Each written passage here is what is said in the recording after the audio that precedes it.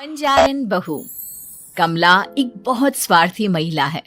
उसने पैसों के लिए एक ऐसे इंसान से शादी की जो पहले से शादीशुदा और एक बच्चे का पिता भी था।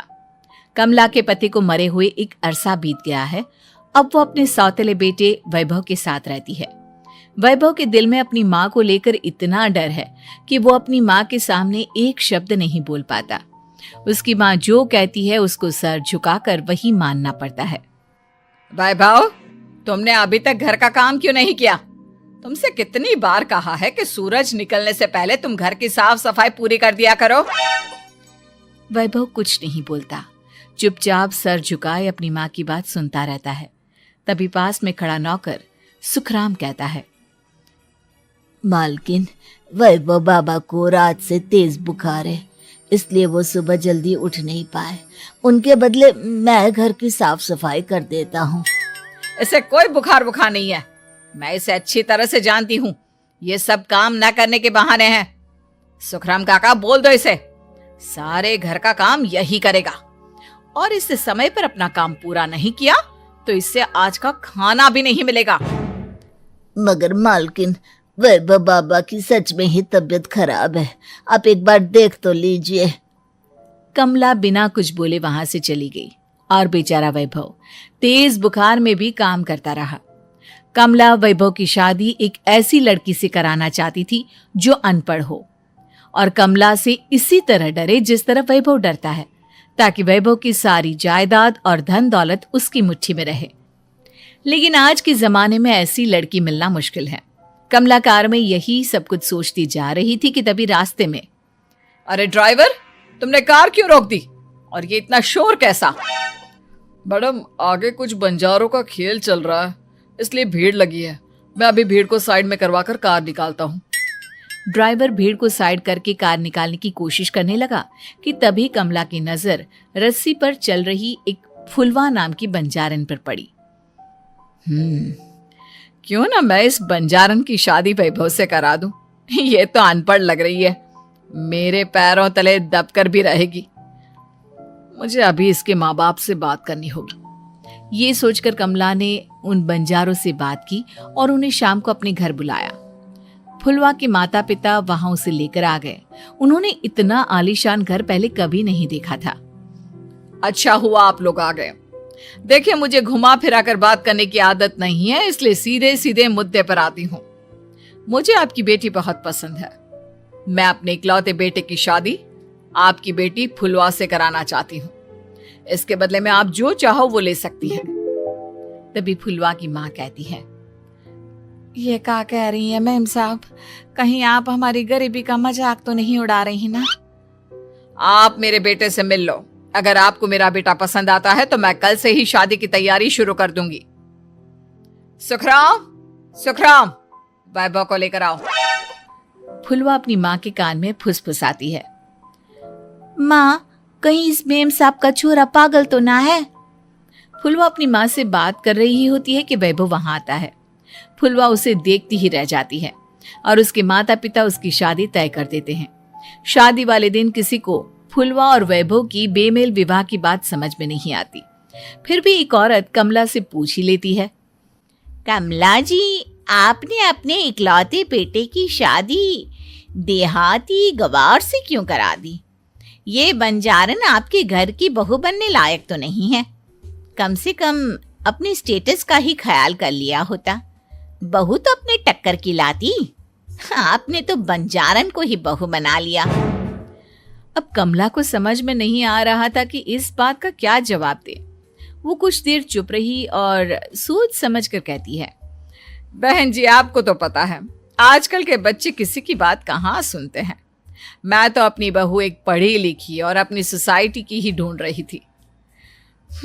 लेकिन मेरे बेटे ने मेरे सामने इस बंजारन को लाकर खड़ा कर दिया। बोला कि मैं शादी करूंगा तो इसी से। अब भला मैं क्या करती? मुझे अपने बेटे के सामने झुकना ही पड़ा। कमला की ये बातें सुखराम भी सुन रहा था। उसने ये सारी बातें वैभव को जाकर बता दी। काका, मैं तो फुलवा को जानता भी नहीं, फिर माँ मेरे बारे में झूठ क्यों कह रही है? अरे बेटा, तुम कितने भोले हो, तुम्हें कुछ भी नहीं पता। तुम्हारे पिता अपनी सारी संपत्ति तुम्हारे नाम करके गए हैं। तुम्हारी माँ नहीं चाहती कि यह संपत्ति तुम्हें मिले, इसलिए उन्होंने तुम्हारी अनपढ़ लड़की से शादी करवाई ताकि तुम्हारी तरह वो भी अपने हक के लिए आवाज ना उठा सके। सुखराम काका, मैं क्या करूं, आप ही बताओ। माँ के सामने आते ही मेरे हाथ पैर कांपने लगते हैं। मैं माँ को कुछ भी नहीं कह पाता।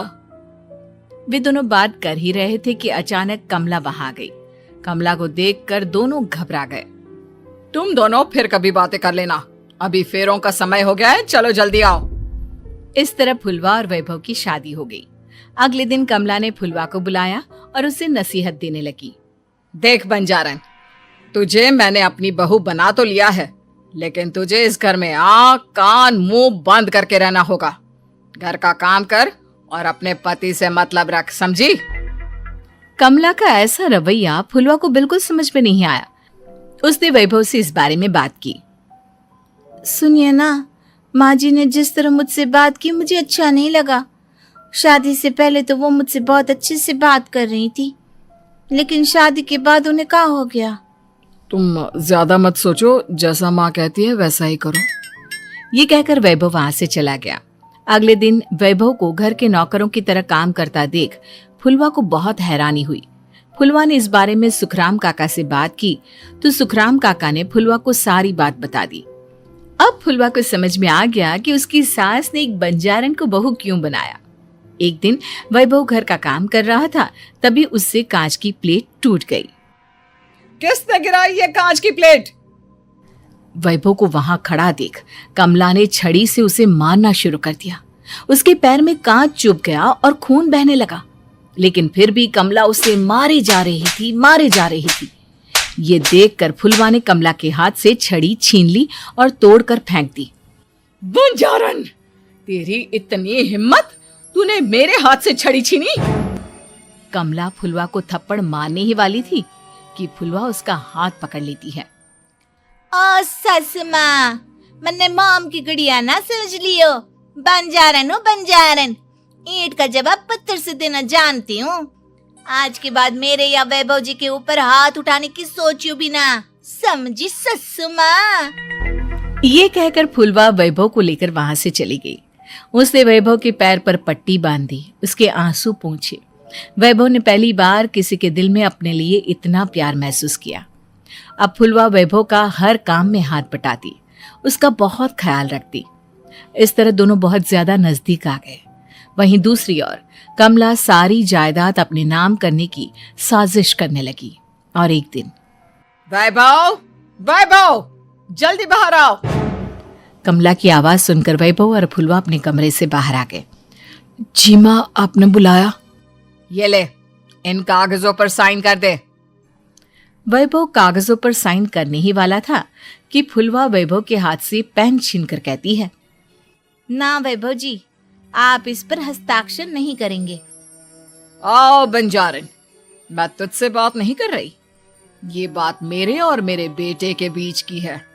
चुपचाप पेन दे दे, नहीं तो तेरी खाल उधेड़ लूंगी। ससु माँ, बंजारन की खाल इतनी भी ढीली ना होवे कि कोई भी उधेड़ लेवे। जो यकीन ना आता हो तो देख ले उतार के। और हाँ, बंजारन जरूर हूँ पर अनपढ़ ना हूँ। मन्ने भी पता है कि किसी भी कागज पर साइन करने से पहले उसे अच्छी तरह पढ़ लेवे हैं। पेन देती है या नहीं? ये कहकर कमला फुलवा को मारने आई तो फुलवा ने कमला को धक्का दे दिया और वो नीचे गिर गई। कमला डरकर वहां से भाग गई। अब फुलवा ने वो कागज उठाए और वैभव के साथ सीधा वकील के पास चली गई। वकील ने वो कागज देखे और फुलवा को बताया, वैभव के पिता की सारी जायदाद और संपत्ति वैभव के नाम है, लेकिन वैभव की सौतेली माँ इस संपत्ति को अपने नाम कराना चाहती है, इसलिए इन कागजों पर वो साइन करा रही थी। तो अब हमें क्या करना चाहिए वकील साहब? वकील ने फुलवा और वैभव को सब कुछ अच्छी तरह से समझा दिया। अब दोनों घर पर पुलिस को लेकर पहुंचे। कमला पुलिस को देखकर घबरा गई। पुलिस ने कहा, आपके नाम की कंप्लेंट हुई है, आपको हमारे साथ थाने चलना होगा। कंप्लेंट? कैसे कंप्लेंट? आप अपने सौतेले बेटे पर बहुत अत्याचार करती हो। धोखे से सारी जायदाद अपने नाम करा रही थी।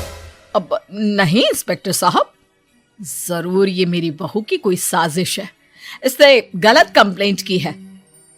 मैडम, शिकायत आपकी बहू ने नहीं बल्कि आपके बेटे वैभव ने की है। कमला वैभव का नाम सुनकर दंग रह गई। जिस बेटे ने कभी उसके सामने सर नहीं उठाया था, आज वही बेटा उसके सामने पुलिस को लिए आया है। वैभव, तुम्हारी इतनी हिम्मत कि तुम पुलिस को ले आए? हाँ माँ, मैं लाया हूँ पुलिस को, और मेरे अंदर इतनी हिम्मत कभी ना आती अगर फुलवा मेरा साथ ना देती। आपने बंजारन बहू को लाकर अपने ही पैर पर कुल्हाड़ी मारी है माँ। मैडम, अब की बात खत्म हो गई हो तो चलो हमारे साथ। वैभव, मुझे माफ कर दो, मुझे थाने मत भेजो।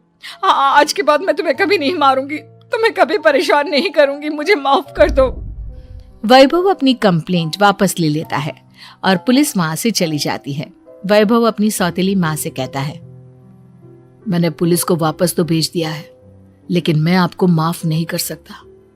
आपने बचपन से आज तक कभी मेरे सर पर हाथ नहीं रखा, हमेशा मुझे मारती रही, नौकरों की तरह बर्ताव करती रही। आप इस घर में नहीं रह सकती, चली जाइए यहां से।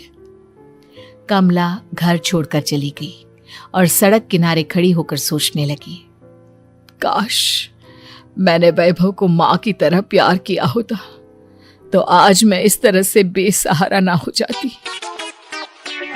और बुलेट घर के बाहर फट फट फट की जोर से आवाज हुई। सीमा को लगा कि पटाखे फूट रहे हैं। वो डर के मारे घर से बाहर निकली। देखा तो सामने योगेश यानी कि पतिदेव एक बुलेट बाइक पर बैठे हैं। अरे डर गई क्या? बाइक लेकर आया हूँ तुम्हें घुमाने के लिए। सच में? मुझे लगा पटाखे फूट रहे हैं।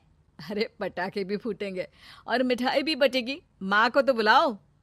माँ भी बाहर आ जाती है। अरे योगेश बेटा, इतनी जल्दी आ गया? और ये गाड़ी किसकी है? साहब की है? हाँ माँ, तुम्हारा बेटा साहब से कम है क्या? मेरी ही है। अरे बेटा, इतनी बड़ी गाड़ी ले ली, इससे तो तू घोड़ा ही ले लेता। महंगी पड़ी होगी ना? माँ, महंगी सस्ती छोड़ो और मिठाई लाया हूँ, गांव में बंटवा दो। अरे बंटवा क्यों दो, पीछे बैठो, गांव में बांट कर आते हैं। सब खुश थे। योगेश गांव के बाहर एक कोयले की खदान में मजदूरी करता था। मेहनत और अकल से उसने वहां ठेकेदारी का काम सीख लिया और सूझबूझ से ठीक ठाक पैसा बनाने लगा। गांव में बात फैल गई कि योगेश के घर धमाका गाड़ी आई है। ऐसी गाड़ी पहले कभी किसी ने गांव में तो देखी नहीं थी। योगेश और माँ गाड़ी से वापस घर आ जाते हैं। बेटा, बाबूजी ऊपर से देख रहे होंगे और आशीर्वाद भी दे रहे होंगे तुझे। वो होते तो उनको भी घुमाता माँ। पूरे गांव में नाच नाच के मिठाई बांटने जाते। जैसे मैंने नाच नाच के बांटी थी जब वो अपने लिए एक साइकिल लेकर आए थे। बस बस, बाबूजी दो बात भी सुनाते कि फटफट वाली फटपटी ले आया। सीमा आगे कहती है, अपने लिए तो ये गाड़ी ले आए और मेरे लिए? अरे ये गाड़ी तुम्हारे लिए ही तो है। पक्का मेरे लिए है? अरे पक्का तुम्हारे लिए है। अगली सुबह जब योगेश सो रहा होता है तो उसे बाहर से गाड़ी की आवाज आती है। वो घबराकर चिल्लाता है, चोर चोर, मेरी गाड़ी ले जा रहा है, चोर चोर। माँ भी जागती है और योगेश के साथ दरवाजे की तरफ भागती है। जैसे ही दोनों बाहर निकलते हैं तो देखते हैं कि सीमा गाड़ी चला रही है। अरे बहू, नाक कटवाओगी क्या? ये क्या कर रही हो? अरे गिर जाओगी, ये क्या कर रही हो तुम? सीमा गाड़ी को रोक कर कहती है, सारे गांव में घुमा लाई, कहीं नहीं गिरी। क्या? सारे गांव में घुमा लाई? अरे लोग क्या कहेंगे बहू? सोचा क्या एक बार? यही कहेंगे कि कितनी अच्छी गाड़ी है। अरे तुम्हारे बारे में। हाँ, कहेंगे ना कि देखो कितनी अच्छी गाड़ी पर बैठी है। बहू गाड़ी रखकर योगेश और सासू माँ के पास जाती है। तुमने कब गाड़ी चलाना सीखा? हमारे बाबूजी के पास पुरानी स्कूटर थी, सीख ली। फिर स्कूल में एक मास्टर जी भी ऐसी ही गाड़ी लेकर आते थे, उन्होंने सिखा दी। हाँ, स्कूल के मास्टर आजकल यही सब तो सिखा रहे हैं। पढ़ाई का कुछ सिखाते तो कुछ भला होता। अरे बहू, अब गाड़ी मत चलाना। हमारे परिवार में कभी किसी औरत ने पीछे से आगे की सीट पे आने की हिम्मत नहीं की है। तुम भी मत करना, समझी? जी, समझ गई माँ जी। सीमा सास की बात सुनकर चुपचाप रसोई में जाकर उदास होकर खाना पकाने लगी है। सास सुबह सुबह मंदिर से पूजा करके लौट रही होती है, तभी उसे दो औरतें रोक लेती हैं और कहती हैं, अरे बहू को थोड़े अच्छे लक्षण भी सिखा दो। गाड़ी चलाने निकली थी, गांव की मर्यादा का कोई ख्याल नहीं है। वही तो, अरे पैसे आने लगे हैं तो क्या मतलब कि किसी रीति रिवाज को नहीं मानोगे? अरे समाज में रहना है तो समाज के ढंग से ही रहना पड़ता है। अरे लाज भी नहीं आई बहू को? चूल्हे चौके से निकलकर सीधे गाड़ी लेकर चौराहे चबूतरे नाप लिए, फाट फाट फाट करते हुए। अरे कुछ कह देना उसे। अरे ये क्या कहेगी, बूढ़ी सास है, इनकी थोड़ी ना चलती होगी घर में। हाँ, बहू की ही चलती होगी, मर्जी भी और गाड़ी भी। सास सब सुनकर घर आती है और बहू को चिल्ला के बुलाती है, अरे नाक कटवा दी सबके सामने गाड़ी चलाकर।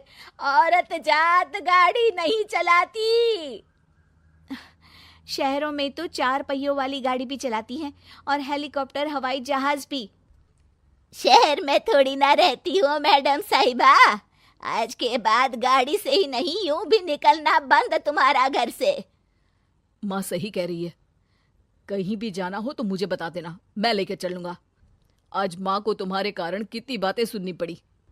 इतना कहते हुए योगेश वहां से चला जाता है। बारिश की वजह से कारखाने के रोड पर कीचड़ रहता है, इसीलिए योगेश गाड़ी घर रख कर जाता है और किसी से लिफ्ट लेकर कारखाने पहुंचता है ताकि नई गाड़ी गंदी ना हो। लेकिन शाम को इतनी तेज बारिश होती है कि उसे वापस आने का कोई साधन ही नहीं मिलता। बारिश बढ़ती जाती है, रात के 11 बज जाते हैं। रास्ते में एक नदी का ब्रिज है, अगर उस पर पानी आ गया तो योगेश कारखाने में ही फंस जाएगा। पूरी रात भूखे प्यासे बितानी पड़ेगी। घना अंधेरा, बिजली की कड़कड़ाहट और तेज बारिश।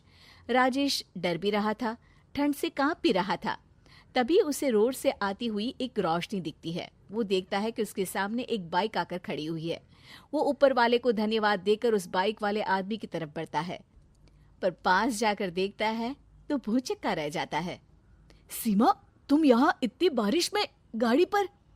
पहले बैठो तो, नदी ब्रिज पे आ जाएगी तो जाना मुश्किल हो जाएगा। योगेश गाड़ी के पीछे बैठता है। सीमा गाड़ी चला रही है। मैंने तो तुमको पहचाना ही नहीं। गाड़ी की आवाज तो पहचानी होगी ना? अरे पर मुझे नहीं पता था कि तुम आओगी। अच्छा किया कि तुम आ गई। माँ नहीं आने दे रही थी, पर हमेशा पति पत्नी की रक्षा थोड़ी ना करेगा, पत्नी को भी तो करनी चाहिए। योगेश को सुबह अपने किए पर पछतावा होता है। उसकी आंख में आंसू आ गए जो बारिश की बूंदों में बह गए थे। उसके बाद सीमा को सास ने और योगेश ने खुशी खुशी समाज की सीमा लांघने की मंजूरी दे दी। अब वो जहां भी जाती फट फट फट गाड़ी पे ही जाती।